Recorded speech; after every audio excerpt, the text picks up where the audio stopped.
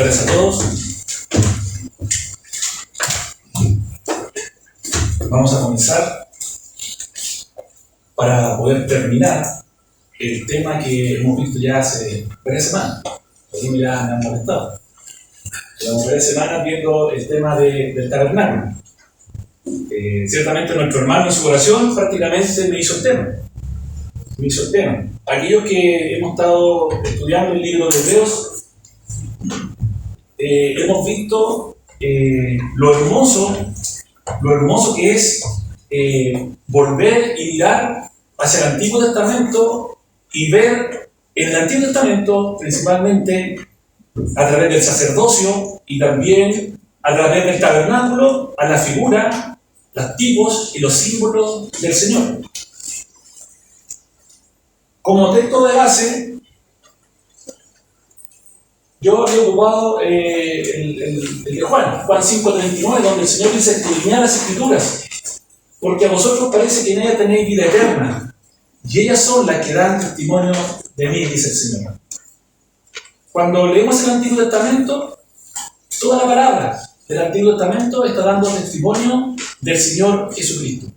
De hecho, el mismo Señor más adelante, en el versículo 46, dice: porque de mí escribió Moisés. Es decir, que si nos vamos al Pentateuco, vamos a encontrar a la figura del Señor Jesucristo. Nuestra misión es ir a descubrirlo, ir a descubrir en dónde nosotros podemos encontrar a la persona del Señor Jesucristo, porque ese debe ser nuestro objetivo como creyentes cuando abrimos la palabra, de ir a encontrar en dónde podemos ver al Señor Jesucristo.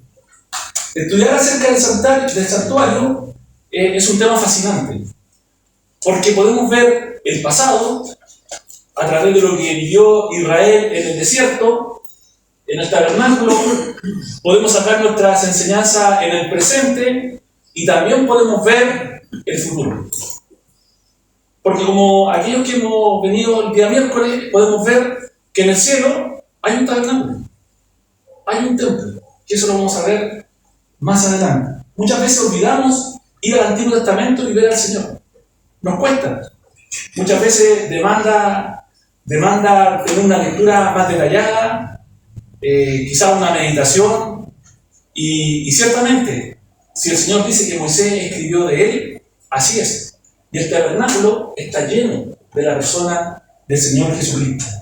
En el tabernáculo, nosotros ¿qué podemos ver? Sacrificio.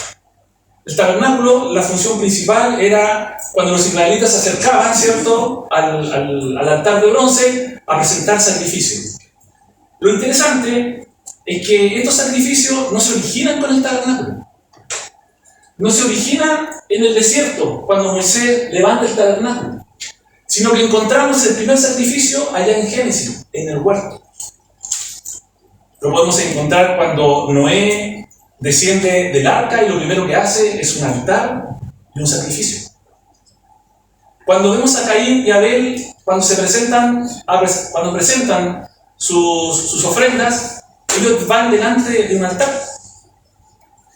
Y es interesante porque cuando Adán y Eva son sacados del huerto, no dice que se fueron lejos del huerto. Ellos fueron sacados del huerto. De hecho, ellos creo que tuvieron que estar muy cerca del huerto, porque Dios tuvo que poner querubines. Si se hubiesen ido lejos, quizás no era necesario colocar los querubines, pero para proteger el árbol de la vida, Dios tuvo que poner querubines. Y cuando Caín y Abel se acercan a ofrecer sacrificio, en lo personal creo que estaban muy cerca de la entrada al huerto.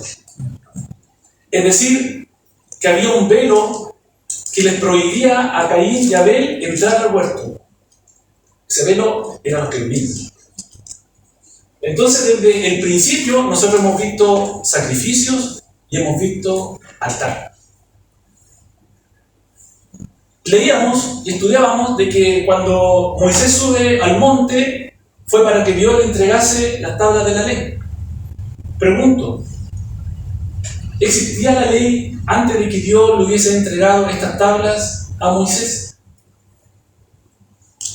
¿El hombre vivía bajo los decretos, los preceptos, los mandamientos, las leyes de Dios? Y ciertamente sí. Ciertamente sí. Moisés subió al monte a buscar las tablas de la ley y tenemos que analizar el contexto.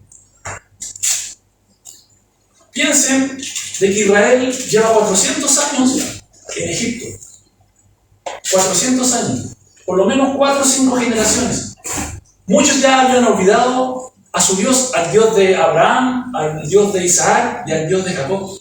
Por lo cual fue necesario la entrega de estas tablas y recordarle acerca de la ley de Dios. Pero la ley de Dios viene del principio. Viene del principio. Por eso cuando Caín mata a Abel, fue castigado. Porque él sabía que no le podía matar.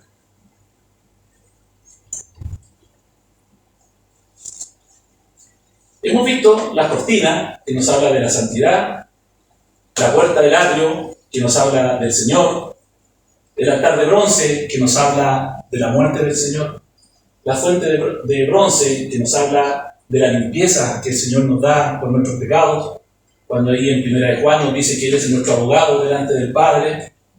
Y la última clase estuvimos dentro del lugar santo. Estuvimos dentro del lugar santo, donde vimos la mesa, vimos el candelabro, el candelero, y el altar de oro, el altar del incienso, que nos habla de la comunión, del testimonio, yo soy el pan de vida, yo soy la luz del mundo, y de la adoración, en donde el Señor es el único mediador. Y si nosotros nos ponemos a pensar, desde el comienzo hasta el lugar que vamos a atravesar hoy, que está detrás de este velo, todo nos habla acerca del Señor, todo. Todo.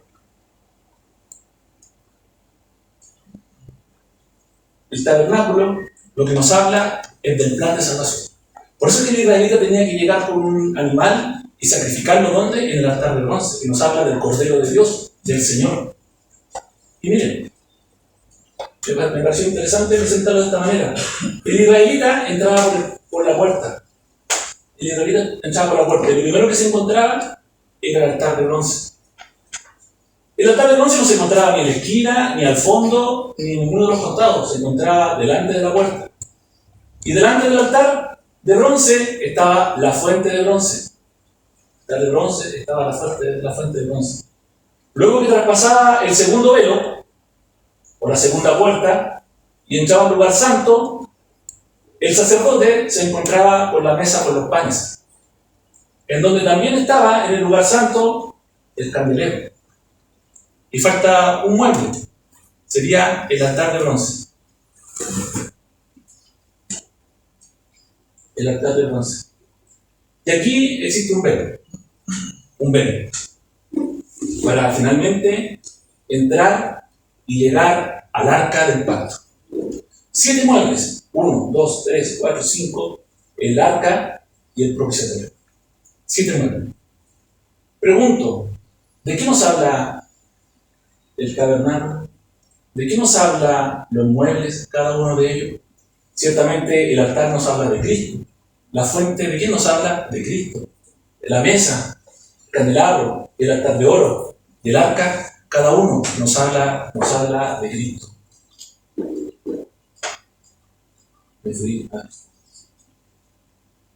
Cada uno de estos muebles apuntan a la cruz de Cristo. Por eso que el Señor pudo decir que Moisés habló de él. Porque cada detalle, el bronce que nos habla de juicio, el oro que nos habla de deidad. Y nosotros ya hemos llegado hasta este punto. Hemos visto estos tres temas. Hoy día ya nos corresponde entrar al lugar santísimo. Al lugar santísimo. Lugar santísimo que en la Escritura también se le conoce como el lugar detrás del velo, o también se le conoce como el santuario. Como el santuario. El lugar santísimo era el lugar más adentro del tabernáculo, el lugar santísimo en donde se encontraba la morada de Dios, donde Dios estaba en ese lugar, en donde Dios le dice a Moisés que desde este lugar iba a hablar con él. Al lugar santo se le denomina también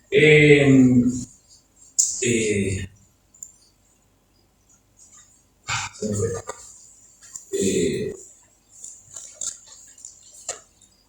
El lugar de reunión, ¿cómo era el que siempre conversamos? ¿Del tabernáculo? Sí, la tienda de reunión. También se le conoce como la tienda de reunión, en donde Dios hablaba con Moisés. Moisés podía entrar acá. Según lo que yo puedo lograr entender lo que dice la Escritura, acá entraba tanto el sacerdote como también entraba Moisés, porque desde este lugar hablaba con Dios. Moisés no entraba al lugar santísimo. Entonces, hoy día nos corresponde hablar acerca del lugar santísimo. De aquí encontré algunas características en cuanto al lugar santísimo. Su ubicación en la parte más interna, más profunda del tabernáculo. El tamaño era un cubo perfecto de 10 codos. Un cubo perfecto de 10 codos. Es decir, que medía 4,5 metros de ancho, 4,5 metros de largo y 4,5 metros de alto. Pregunto porque una vez un hermano me hizo la consulta. Esa no está aquí. ¿A qué se parece este cubo? ¿A qué se parece este cubo? A la ciudad celestial, la que desciende... A la Nueva Jerusalén, ¿cierto? A la Nueva Jerusalén. La Nueva Jerusalén igual tenía el cubo. ¿De cuánto medía la ciudad? 12.000 estadios, ¿cierto? 12.000 estadios, era un cubo. Y el lugar santísimo, en donde encontramos la presencia de Dios, es figura de la Nueva Jerusalén cuando desciende desde el cielo, en donde vamos a ver más adelante que en la Nueva Jerusalén no era necesario el templo, porque ¿quién era el que iluminaba la Nueva Jerusalén? Era Dios y el Cordero. El contenido del lugar santísimo era el arca del pacto. Era el arca del pacto. Y aquí les voy a dejar una tarea. Si me pueden averiguar, para la próxima semana, voy a preguntar uno por uno, si me pueden averiguar, ¿qué es lo que había dentro del arca? ¿Qué es lo que había dentro del arca? Con pasaje. ¿Qué es lo que había dentro del arca del pacto? La función era la presencia de Dios. ¿Quién tenía acceso al lugar santísimo? Solamente el sumo sacerdote. El sacerdote llegaba hasta antes del velo. El sumo sacerdote era aquel que entraba una vez al año delante del arca. ¿En qué fiesta entraba el sumo sacerdote a presentar la sangre, tanto primero por el pecado de él y luego por el pecado del pueblo? Él entraba en una fiesta. Israel tenía 7 fiestas. El tabernáculo tenía 7 muebles. Cada uno nos habla del Señor. Israel tenía 7 fiestas. Y cada fiesta también nos habla del Señor. La primera fiesta se celebraba el día 14 del primer mes, que era la fiesta de la Pascua. La Pascua y de los panes sin levadura, que comenzaba el día siguiente. Y luego estaba la fiesta de la siembra, de la cosecha, de los primeros frutos. Para después llegar la fiesta de Pentecostés. Estas 4 fiestas se celebraban en primavera. Y la Pascua nos habla de la muerte del Señor, de la santidad del Señor por panes sin levadura. Las primicias nos habla de la resurrección del Señor. Fíjense que las fiestas fueron constituidas 2000 años antes. 2000 años antes del Señor. Y la fiesta de las primicias, ¿cuándo se celebraba? Al día siguiente del día de reposo. Estaba la Pascua, el día de reposo, y al día siguiente la fiesta de las primicias. Y el Señor de las primicias se menciona como las primicias, ¿cierto? ¿Cuándo resucitó el Señor? Al día siguiente del día de reposo, el día domingo. Cuando el sacerdote entraba al lugar santísimo, era en la fiesta, no de la Pascua, para que no se confundan. No era la fiesta de la Pascua, sino que era la fiesta de la expiación por el pecado. El Yom Kippur, como se menciona hoy en día, es la fiesta de la expiación. Y el simbolismo del lugar santísimo representaba, como estaba Dios en medio, hablando desde el propiciatorio, la morada de Dios.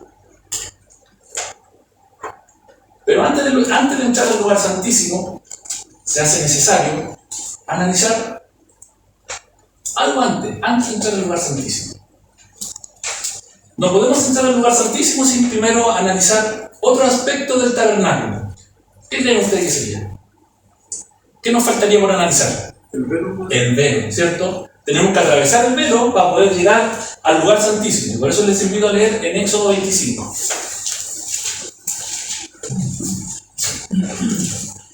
En Éxodo 25,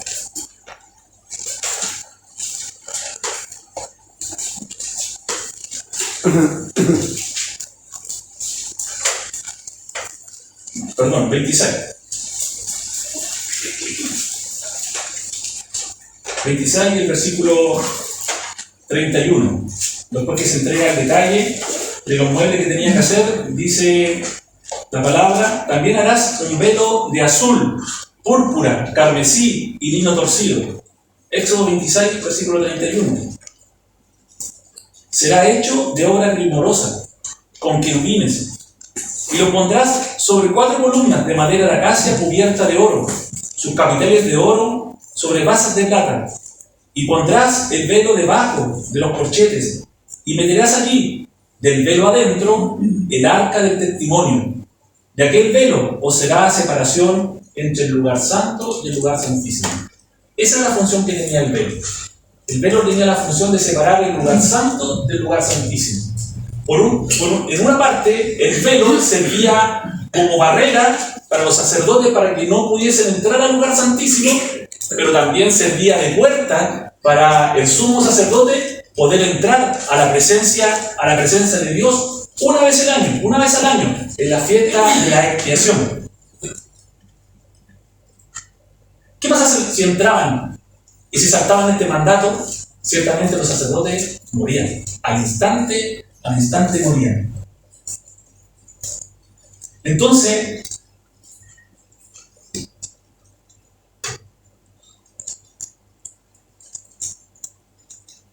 desde el lugar santísimo era el lugar en donde Dios se manifestaba al pueblo y también hablaba con Moisés. Y además de ser el lugar en donde se encontraba el mismo Dios, el lugar santísimo también nos hablaba acerca del oficio del Señor Jesucristo, cual sumo sacerdote. Y esto es interesante porque hemos dicho todo este tiempo de que el tabernáculo es una figura, una sombra de las cosas celestiales. Leamos en Apocalipsis, por favor. Apocalipsis, capítulo 1. Apocalipsis, capítulo 1.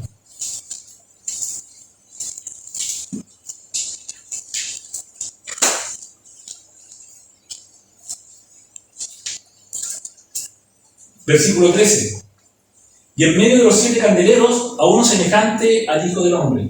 Juan está viendo en visión lo que está sucediendo en el cielo. Y ya en el versículo 13 dice que él ve candeleros, un candelero de oro. Capítulo 8, versículo 3.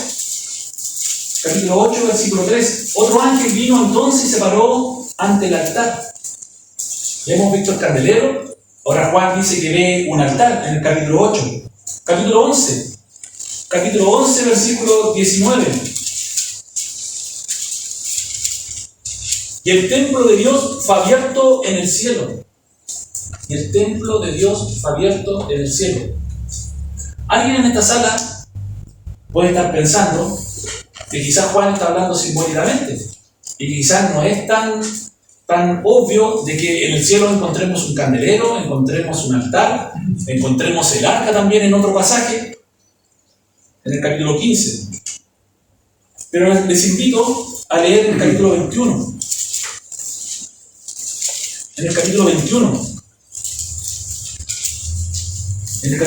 y el versículo 22. Y Juan dice: y no vi en ella templo. Se está refiriendo a la Nueva Jerusalén. Es decir, que si Juan dice que no vio templo, es porque antes sí lo había. Es decir, que en el cielo, ¿qué es lo que encontramos? Hay un templo. Y dentro de ese templo encontramos un candelero, encontramos un arca, encontramos el altar de oro. ¿Y quién más está en medio en el templo? Está el Señor, ejerciendo su oficio como sumo sacerdote. como sumo sacerdote. Hebreos capítulo 10.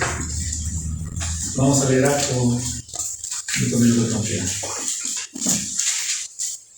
Hebreos capítulo 10. Alguien podría decir, pero ¿por qué es importante el velo? Si el velo era una cortina, hacía separación entre el lugar santo y el lugar santísimo. Veamos lo que nos dice el escritor del libro de Hebreos, capítulo 19. Capítulo 10, versículo 19. Así que, hermanos, teniendo libertad para entrar en el lugar santísimo por la sangre de Jesucristo, por el camino nuevo y vivo que Él nos abrió a través del velo, esto es, de su carne. Cuando leemos y pensemos en el velo, debemos pensar en la humanidad del Señor. El mismo escritor nos dice que el velo es su carne, es su carne. Por eso que nosotros debemos entender que cuando el Señor estaba en la cruz, dando su vida, ¿qué sucede después de que Él expiró y entregó el Espíritu? El velo se rasgó de arriba a abajo. El velo se rasgó de arriba a abajo no por el terremoto que sucedió. Se rasgó de arriba a abajo porque ¿quién estaba interviniendo? El Dios Santo. Estaba interviniendo el Hijo, llevando nuestros pecados. Por eso es importante entender la figura del velo, porque el velo nos habla del cuerpo de Cristo, la carne de Cristo, la humanidad del Señor, es la cruz. Cuando Él estaba entregando su vida, ¿qué es lo que dice la Escritura en Mateo? De que el velo se rasgó de arriba a abajo. No se rasgó de abajo hacia arriba, se rasgó de arriba hacia abajo. Para los hermanos más nuevos, ¿por qué creen ustedes que se rasgó de arriba a abajo? ¿Por qué creen que vino de arriba a abajo? Porque viene del mismo Dios. Era Dios que estaba quedando satisfecho con la muerte de su Hijo. El velo tenía que hacerse de obra primorosa, es decir, un trabajo de excelencia, de perfección, hasta el mínimo detalle, porque este velo representa a nuestro Señor. Y acuérdense lo que les dije en un principio, cuando Adán y Eva fueron lanzados del huerto, Dios puso querubines. Y el velo también tenía querubines. Este velo, el tabernáculo, también tenía querubines. Este velo también tenía querubines. Muy similar a lo que nosotros podemos leer en Génesis. Los querubines, Satanás era un querubín. Y el querubín, en la Escritura, se nos muestra protegiendo la santidad y la justicia de Dios. Se le ve a los querubines alabando y adorando a Dios. Y este velo tenía que ser de lino de 4 colores: azul, púrpura, carmesí y blanco. Eso ya lo vimos en su momento, se nos habla de la deidad, de la realeza, de la humanidad, de la perfección del Señor. Tenía que ser de obra primorosa. Tenía que ser de obra primorosa, es decir, un trabajo de excelencia, de trabajo hasta el mínimo detalle, porque este velo representaba al Señor en su perfección, al Señor en su belleza y al Señor en su excelencia.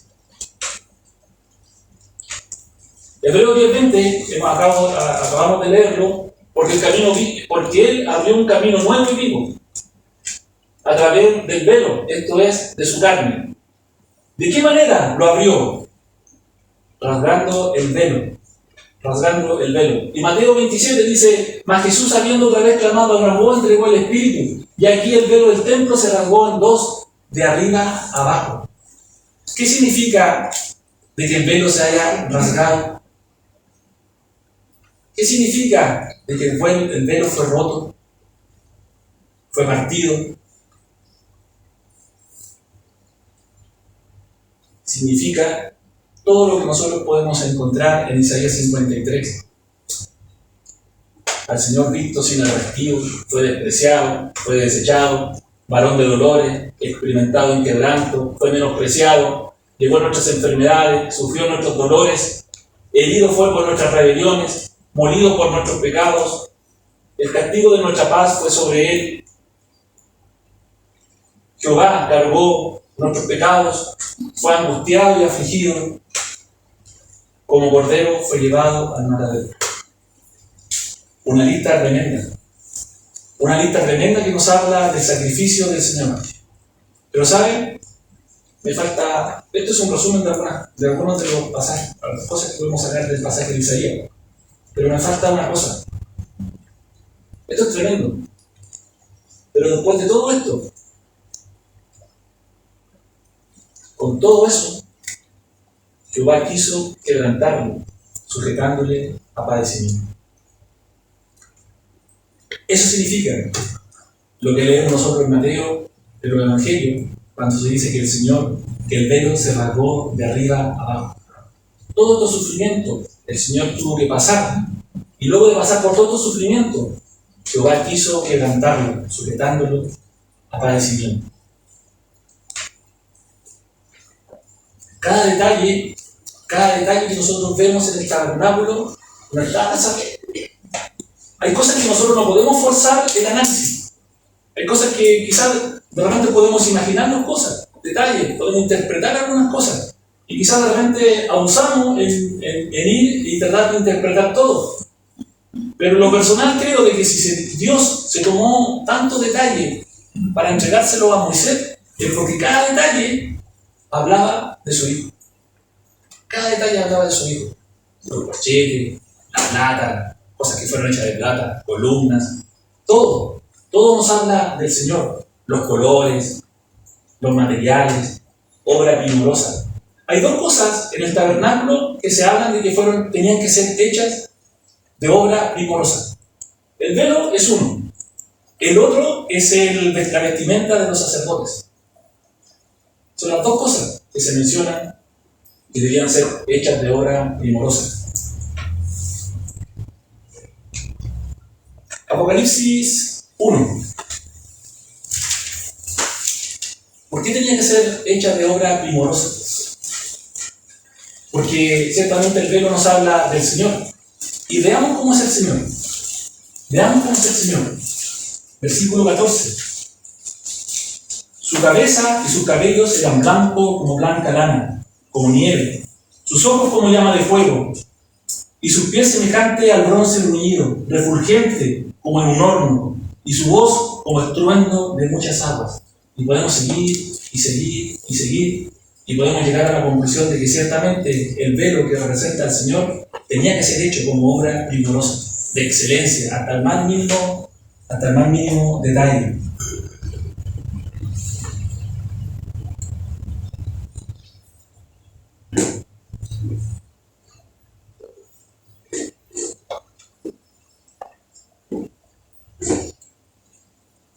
De acá quiero sacar una pequeña aplicación. Hebreos 10. Porque ciertamente nos podemos llenar de información. Nos podemos saber el tabernáculo de memoria, saber qué es lo que significa cada detalle. Pero ciertamente, si está escrito ahí, es para que nosotros primero conozcamos al Señor y también para nuestra edificación. Acerquémonos, capítulo 10, versículo 22. Acerquémonos al trono de la gracia, a través del velo, que fue quitado, que fue rasgado. Acerquémonos con corazón sincero, en plena certidumbre de fe, purificados los corazones de malas conciencias y lavados los cuerpos con agua pura. Cuando leía este pasaje, se me venía a la mente lo que hacían los sacerdotes cuando llegaban al tabernáculo. Cuando llegaban los israelitas a presentar su ofrenda, tenían que acercarse con corazón sincero, tenían que llegar sin hipocresía, tenían que llegar con plena certidumbre de fe, confianza plena en Dios. Tenían que sus corazones estar purificados de malas conciencias, un corazón limpio delante de Dios, lavado los cuerpos con agua, es decir, todos nuestros pecados ya confesados al Señor. Y me acordaba de la reunión del domingo. Me acordaba de la reunión del domingo. Nos acercamos con un corazón sincero, sin hipocresía, sin engaño, en plena certidumbre de fe, con la confianza plena puesta en Dios, con nuestros corazones purificados de mala conciencia, sin problemas con nuestros hermanos, sin problemas de ningún índole, lavados nuestros cuerpos con agua, confesados nuestros pecados delante del Señor. Porque ciertamente muchas veces no lo hemos hecho y debemos ser sinceros delante del Señor. Porque el Señor, lo escuchábamos estos días en Concepción, en el funeral, el hermano dijo, el Señor no busca que seamos perfectos, porque es imposible. Es imposible. No busca que seamos perfectos, pero sí que busca que seamos obedientes. Y el creyente tiene una lucha día a día. Todos luchamos día a día con nuestras debilidades. Y eso es lo que busca el Señor. Que luchemos. No que seamos perfectos, porque eso nunca lo vamos a lograr. Si de repente estamos buscando a alguien al lado nuestro, entre los hermanos, familia y todo, de que sean perfectos, es imposible. Vamos a fracasar. Ya comenzamos fracasando. Pero si el Señor lo que busca, de que seamos creyentes obedientes. Y saben, esto lo conversábamos porque vamos a Mateo, leámoslo, Mateo 7. ¿Por qué es importante? ¿Por qué es importante tener claro cómo debemos nosotros acercarnos al Señor? ¿Por qué es importante acercarse con un corazón sincero, con certidumbre de fe, con la confianza puesta en Él, con nuestros corazones purificados? Capítulo 7, versículo 21. Y este es un llamado de atención para todos. No todo el que me dice Señor, Señor entrará en el reino de los cielos, sino el que hace la voluntad de mi Padre que está en los cielos. Muchos me dirán en aquel día, Señor, Señor, ¿no profetizamos en tu nombre y en tu nombre echamos fuera demonios y en tu nombre hicimos muchos milagros? Y entonces le declararé, nunca os conocí.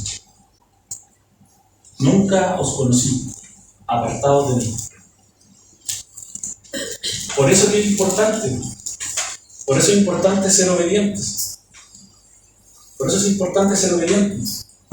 Porque Dios no quiera, no suceda que alguno se vaya a encontrar en esta situación. Fíjense lo que dice el versículo 22. Profetizaban. Echaban fuera demonios y hacían milagros. Y aún así el Señor que le dice, nunca os conocí, apartados de mí. Apartados de mí. Claro, hoy en día no podemos limitar el poder de Dios en nosotros.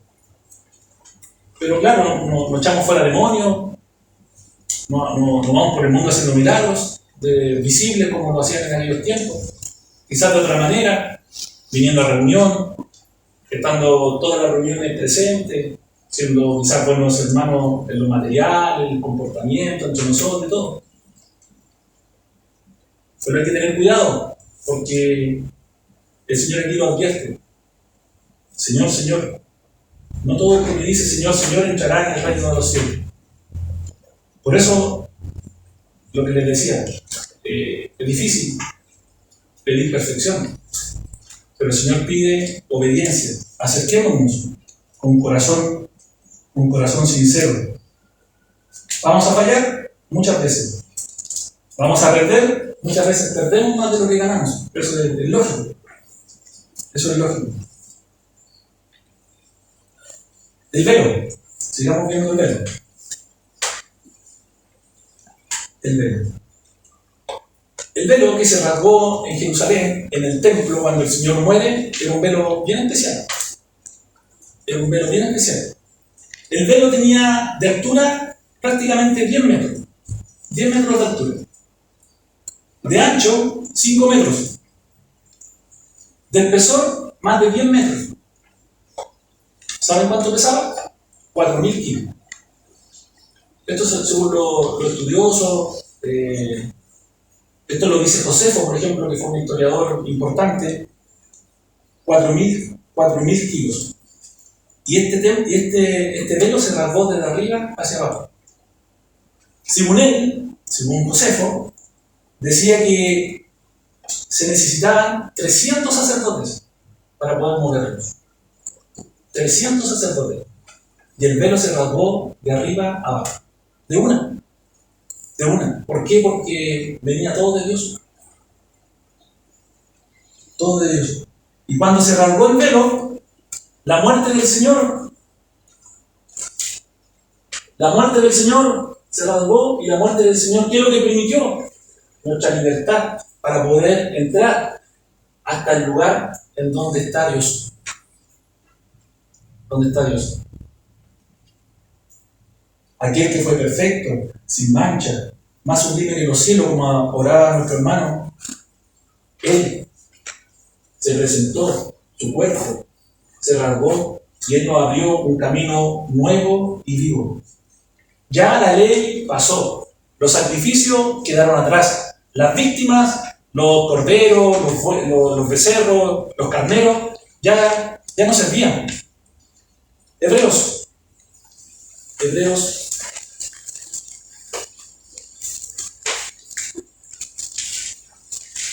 capítulo 10.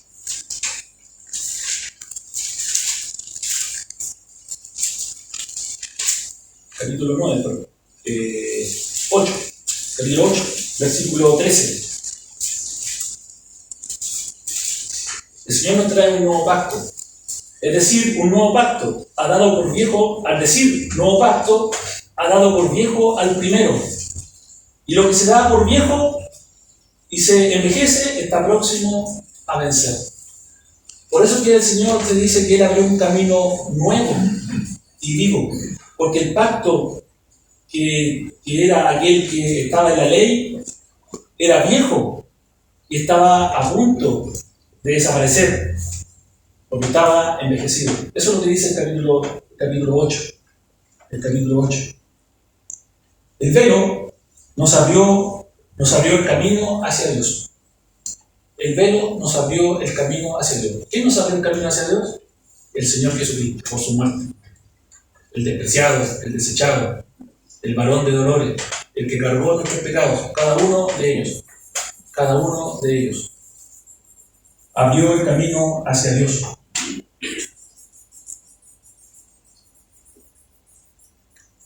Detrás del velo estaba el arca, donde van a hacer la tarea de qué cosas estaban dentro del arca. Y sobre el arca estaba el propiciatorio. Este propiciatorio tenía 2 querubines a los extremos, y con las alas cubrían el propiciatorio, y del medio del propiciatorio es donde se manifestaba la gloria de Dios. La gloria de Dios. En el templo de Salomón, más adelante, cuando Salomón hace el templo a Jehová, aparte del arca con el propiciatorio, Salomón construye 2 querubines a los costados del arca. Estos querubines tenían una altura de 4 metros, 4,5 metros, y las alas cubrían completamente el lugar santísimo. El templo de Salomón era el doble en cuanto a proporción que el templo de Moisés, el tabernáculo de Moisés. Si tenía 4,5 de ancho, el templo de Salomón era de 9 metros. Y tenían querubines de casi 4,5 metros. Como dato. El Señor nos abrió un camino nuevo y vivo a Dios. También el Señor quitó en medio de nosotros, el pecado. Había una barrera entre Dios y los hombres, el pecado. Cuando el velo se rasgó, no tan solo nos abrió el camino hacia Dios, sino que también quitó de en medio el pecado. Aquí me perdí porque ahí. Quitó en medio el pecado. Él cargó nuestros pecados y Él pagó el precio de nuestros pecados. Se presentó una vez para siempre por el sacrificio de sí mismo para quitar de en medio el pecado. En Hebreos 10, un libro es un libro realmente fascinante, creo, dice: sacrificio y ofrenda no quisisteis, holocausto y expiaciones por el pecado no te agradaron. Entonces dije: he aquí vengo yo, vengo, oh Dios, para hacer tu voluntad. Para hacer tu voluntad. Haciendo referencia al Señor. Sacrificio y ofrenda no quisiste. Por eso que el Señor se presentó con su sangre delante de Dios. Y para ir terminando, piensen lo siguiente. Cuando el sumo sacerdote entraba al lugar santísimo, ¿dónde estaba el pueblo de Israel? ¿Dónde estaba el pueblo? Estaba afuera del tabernáculo, ¿cierto? Afuera de las cortinas. ¿Estaban haciendo su vida normal? ¿Estaban preocupados de sus quehaceres? ¿Estaban preocupados de sus cosas, de sus problemas? ¿O estaban preocupados de que el sumo sacerdote estaba entrando al lugar santísimo? ¿Qué creen ustedes? Lo último, estaban preocupados del sumo sacerdote, ¿cierto? Y lo más seguro es que estos más de 2 millones a esta altura quizás de judíos estaban fuera del tabernáculo, todos preocupados porque el sumo sacerdote iba a entrar el día, la vez, al lugar santísimo a presentar sangre o el sacrificio, la ofrenda, primero por él y luego por el pueblo, y estaban todos pendientes si el sumo sacerdote salía o no. Porque puede ser de que incluso algunos dicen, de que algunos quizás, no me acuerdo, un Raúl parece que me decía, de que algunos podían morir dentro del tabernáculo. De hecho, algunos dicen que lo amarraban, ¿cierto? Lo amarraban porque era la manera de sacarlo de dentro del tabernáculo. Imagínense, está todo el pueblo pendiente de aquel que entra hasta el lugar santísimo. Y esto pensaba yo. El sumo sacerdote en los tiempos de Moisés es figura de ¿quién? Del Señor Jesucristo. Y el Señor Jesucristo, hoy en día, ¿dónde está ministrando como sumo sacerdote? En el templo, en el cielo. Y así como el sumo sacerdote tenía que salir en los tiempos de Moisés del lugar santísimo, el Señor también tiene que salir del templo en los cielos. ¿A qué tiene que salir el Señor del templo? No sé si me entienden la idea que quiero expresar. ¿A qué tiene que salir el Señor del templo? ¿Hacia dónde se va a dirigir el Señor cuando salga del templo? A buscar a su iglesia, ¿cierto? Imagínense, el pueblo, yo les preguntaba, ¿el pueblo estaba preocupado de sus quehaceres afuera? ¿O estaba preocupado del sumo sacerdote cuando entró y estaban esperando de que él saliese del lugar santísimo? Y dicen las costumbres, los escritos, de que cuando salía el sumo sacerdote se escuchaba un grito de júbilo, de alegría, porque significaba de que Dios había aceptado la expiación de los pecados del pueblo. ¿Estamos esperando de que el sumo sacerdote salga del templo? Como los israelitas. Tenemos ese anhelo de estar esperando con inquietud, con deseo de que el Señor venga por su iglesia. Todo lo que se escribe acerca en el Antiguo Testamento y lo que escribió Moisés fue acerca del Señor. Moisés escribió de Midia y pensaba eso. El sumo sacerdote entraba al lugar santísimo, todo el pueblo expectante, esperando, preocupados, quizás ni un ruido, concentrado en lo que estaba pasando en el lugar santísimo, hasta cuando veían que el sumo sacerdote salía y entraba el júbilo. Hay júbilo porque el Señor viene pronto, porque nuestro sumo sacerdote viene pronto, que está pronto de salir del templo, del santuario celestial. El Velo nos habla del camino nuevo y vivo que abrió para llegar a Dios. Nos habla que Él quitó de en medio el pecado. Y nos habla de que tenemos un nuevo sumo sacerdote. Ya no el sumo sacerdote terrenal, sino que uno celestial. ¿Quedan 2 minutos? Hebreos 9. Hebreos 9. Versículo 12.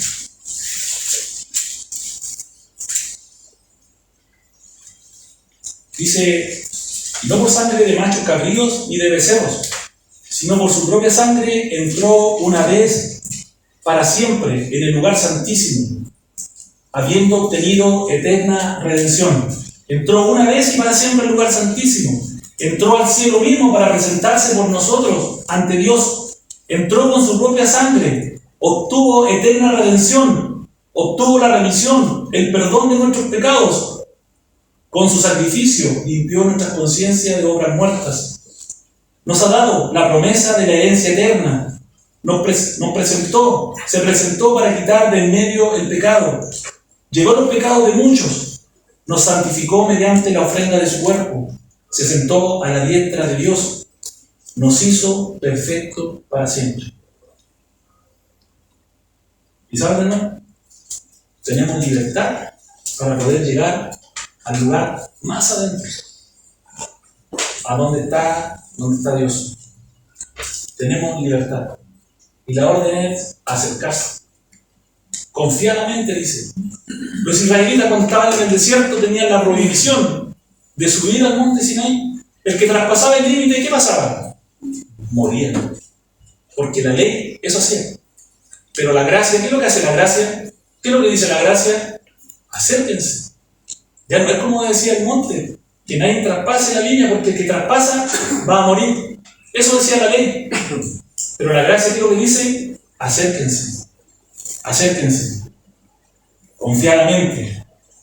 Acérquense, pues, confiadamente al trono de la gracia, para alcanzar misericordia, hallar gracia para el oportuno socorro. Alcanzar misericordia, es decir, no recibir lo que nosotros merecemos. Eso es misericordia, no recibir lo que nosotros merecemos. Gracia, que Dios nos da a aquellos que no merecemos. Si Él no nos da aquello que merecemos, Él nos da gracia y nos da aquello que no merecemos. ¿Para qué? Para el oportuno socorro.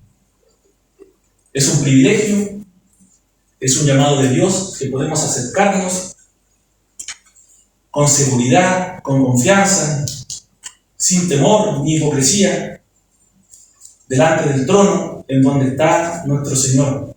El Señor está sentado a la diestra de Dios.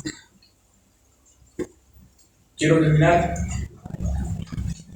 con el pasaje de Mateo, que ciertamente me ha dado vuelta bastante. No todo el que me dice Señor, Señor entrará en el reino de los cielos. Ciertamente debemos analizarnos cada día, analizarnos y tener el deseo de poder acercarnos confiadamente y libremente al trono de la gracia. Vamos a ver.